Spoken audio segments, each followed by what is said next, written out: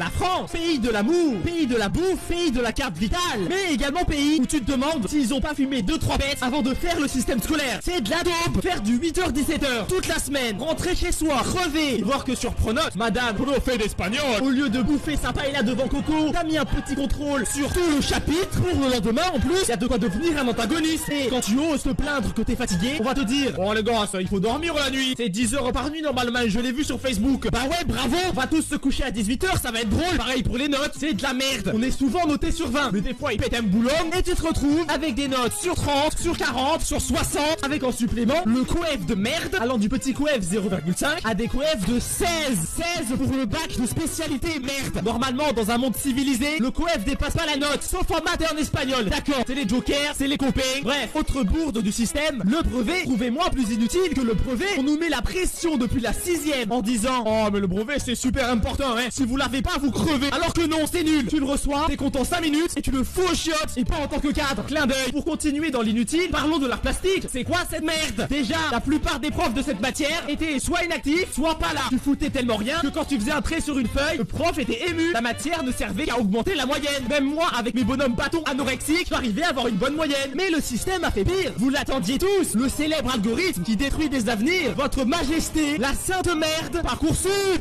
Chose rigolote, tout est dans le titre. Parcoursup supprime ton parcours scolaire. Il nous nargue en plus pour prouver une nouvelle fois que c'est de la grosse merde. Une meuf a envoyé sur Parcoursup une recette de cuisine à la place d'une lettre de motivation. Et elle a été acceptée dans une école. Il y a un petit problème là, non? Il fallait me le dire que pour rentrer chez Google, il suffisait de faire un bon bœuf bourguignon avec ses carottes fondant.